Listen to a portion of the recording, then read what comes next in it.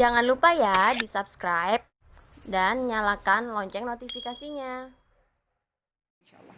Oke, mungkin boleh update sedikit kesehatan dari keberapa ya? Kalau saya lahiran Senin 16 November 2020 kemarin, berarti ini sudah 10 hari lebih ya, 11-12 hari lebih, ya sekitar 11-12 harian. Sulaiman, anak saya masih di rumah sakit.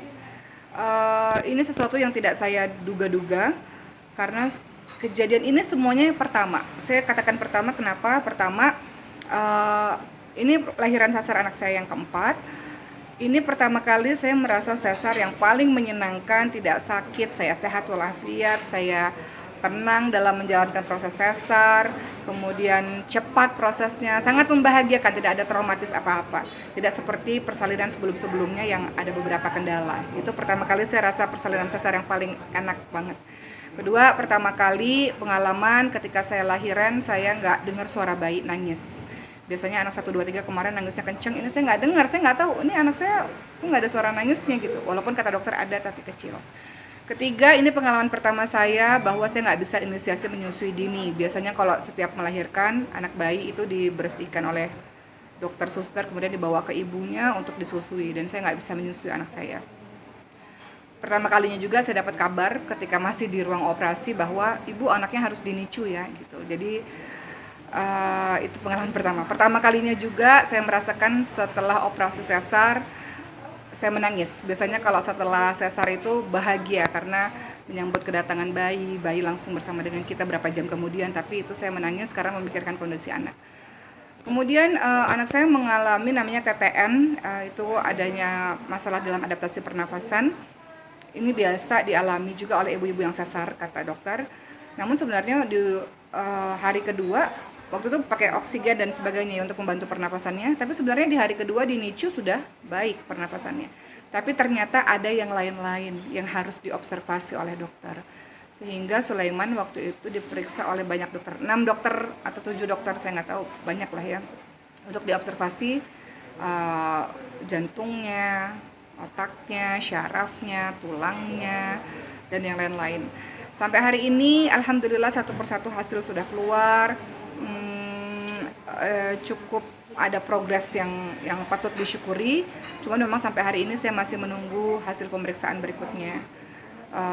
Dan dokter mengatakan mungkin sekitar 3 minggu lagi keluar hasil pemeriksaannya. Saya mungkin nggak bisa ceritain detail ya apa saja yang ada di diri Sulaiman, tapi ini hikmahnya adalah bahwa saya mendapatkan support yang luar biasa dari sahabat-sahabat maupun dari para netizen ya. Saya dapat banyak telepon, banyak SMS. Jadi Zaskia Meka misalnya nanyain kabar anak terus, oke Sulaiman gimana, atau Caca Frederica. Ini jadi rata-rata yang ngubungin saya ini mereka yang punya anak juga. Jadi mereka ngerasain, nggak apa-apa Ki, dulu anakku juga di NICU kok, punya TTN juga kok, itu kata Zaskia Meka. Atau kata Caca Frederica, kakak semangat ya, anakku juga kemarin di NICU kok. Astri Lelas juga datang waktu itu, anakku juga sempat mengalami kendala-kendala kok. Jadi banyak banget teman-teman yang punya anak yang juga kasih support, dan para netizen itu luar biasa karena mereka saling bercerita gitu. Saya nggak nyangka di kolom-kolom komentar YouTube maupun di Instagram mereka cerita anak saya juga di NICU. Jadi mereka memberikan kekuatan, support yang saya merasa saya dapat cinta dari banyak orang, dukungan, doa dari banyak orang. Jadi doakan saja semoga Sulaiman semakin harinya semakin membaik, insya Allah. Mungkin dalam beberapa hari ke depan insya Allah sudah boleh pulang, akan berobat jalan. Tapi ya itu tadi hikmahnya, saya merasakan banyak cinta, banyak doa dari banyak orang. Bersyukur bahwa ternyata banyak orang-orang di luar sana yang punya kejadian-kejadian mungkin lebih daripada apa yang saya alami. Kemudian ya bersabar, berhusnuzan pada Allah. Kemudian ya Allah bisa Allah yang punya, Allah yang berkehendak gitu. Allah yang memberikan sesuatu, ya Allah yang menyembuhkan juga. Jadi ya ini sekalian mohon maaf lahir batin untuk teman-teman sekalian yang mungkin ada kesalahan-kesalahan dari saya. Minta maaf dan minta terus doanya untuk Sulaiman. Insya Allah semoga cepat pulih, cepat pulang kembali ke rumah. Artinya membagi tugas dengan suami untuk jaga di rumah sakit atau seperti apa Mbak? Iya, kalau sama suami memang kita setiap hari ke rumah sakit ya, untuk bergantian untuk menengok Sulaiman, menengok anak kita di rumah sakit. Tapi kan tidak lupa juga bahwa kita punya 3 anak di rumah juga yang perlu perhatian. Jadi kita memang gantian untuk ke rumah sakit. Terkadang bareng-bareng juga ke rumah sakitnya. Tapi memang yang paling mendebarkan adalah ketika menunggu hasil pemeriksaan dokter. Nah, itu mendebarkan. Itu perasaannya, saya yakin teman-teman yang punya anak di NICU pasti punya pengalaman ketika dipanggil oleh dokter atau suster gitu untuk dibacakan hasilnya. Itu momen-momen yang mendebarkan. Tapi ya insya Allah mudah-mudahan dengan doa. Saya terharu juga karena doa, bahkan anak-anak Palestina tuh mengirimkan doa juga tuh untuk Sulaimannya. Jadi terharu lah. Jadi alhamdulillah ala kulli hal, semoga semua ini cepat berlalu dan semoga semuanya baik-baik saja. Sulaiman tumbuh kuat, sehat, walafiat, tanpa kekurangan satu apapun. Amin ya Rabbi, insyaallah. Waktu itu gimana saat anak yatim tahu kabar Sulaiman sendiri? Iya, ada beberapa NGO yang mengirimkan doa-doanya, termasuk anak-anak Palestina tersebut. Jadi anak-anak Palestina itu, jadi Indonesia ini memiliki TK Indonesia yang ada di Gaza, Palestina. Ada orang Indonesia juga, sahabat-sahabat kita juga yang mendirikan sekolah tersebut di sana dari dana masyarakat Indonesia. Jadi ya doa dari anak-anak Palestina itu juga salah satunya berkat dari teman-teman Indonesia yang berada di sana juga sih. Gitu. Seperti apa mungkin respon dari ketiga kakaknya Sulaiman sendiri? Oh iya, kalau ketiga kakaknya Sulaiman itu setiap hari, bahkan ketika Sulaiman masih di kandungan, mereka menghitung hari loh. Misalnya berapa hari lagi sih lahiran? Oh 2 minggu, 14 hari lagi. Besok mereka akan bilang berarti 13 hari lagi ya, berarti 12 hari lagi ya, berarti 11 hari lagi. Jadi mereka menghitung mundur terus.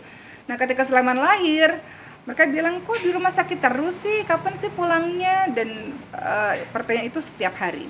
Dan setiap hari mereka tahu mereka mendoakan Sulaiman. Jadi anak-anak sholat terus, ya Allah semoga Sulaiman sehat ya Allah, itu doa dari anak-anak lah ya. Jadi mereka sampai hari ini ya melihat Sulaiman dari foto, video gitu.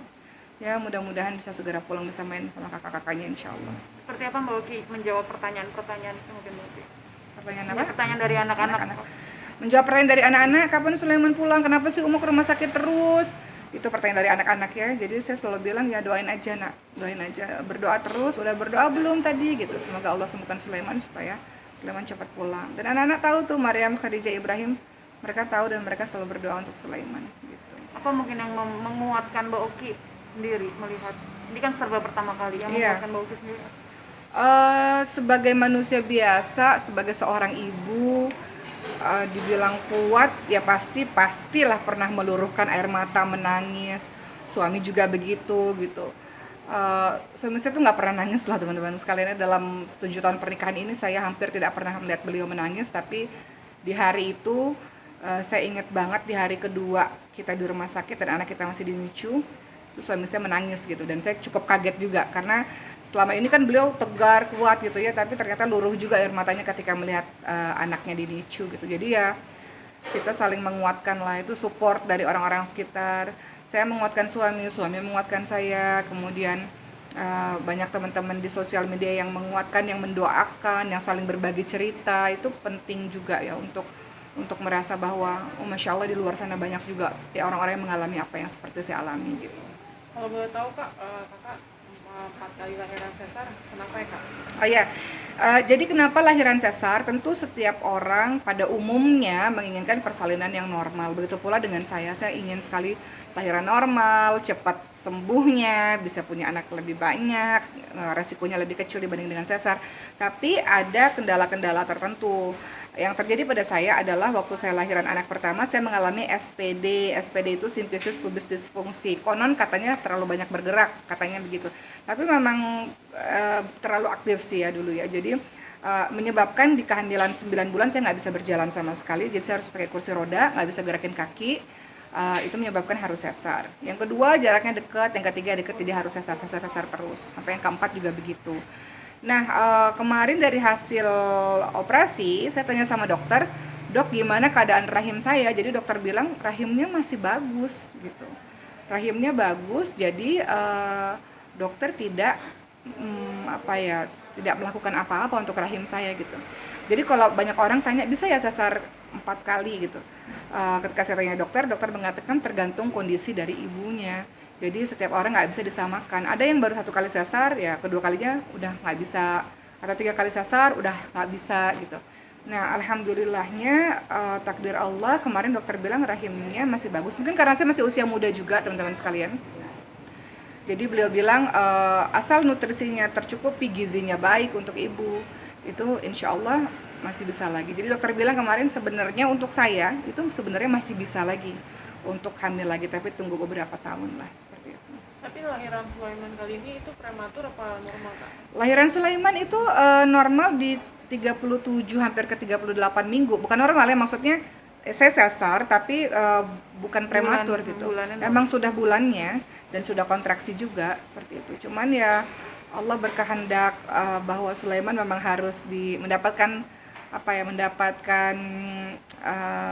perhatian lebih dulu lah di rumah sakit gitu. Jadi ya berhusnuzon prasangka baik terus sama Allah, dan hikmahnya salah satunya ya doanya jadi lebih nikmat, ibadahnya menjadi lebih nikmat. Mungkin teguran juga dari Allah buat saya yang mungkin selama ini kurang khusyuk dalam beribadah. Jadi apa yang terjadi pada Sulaiman ini salah satu hikmahnya membuat ibadahnya jadi lebih nikmat, doanya jadi lebih nikmat, jadi lebih merasa dekat kepada Allah seperti itu.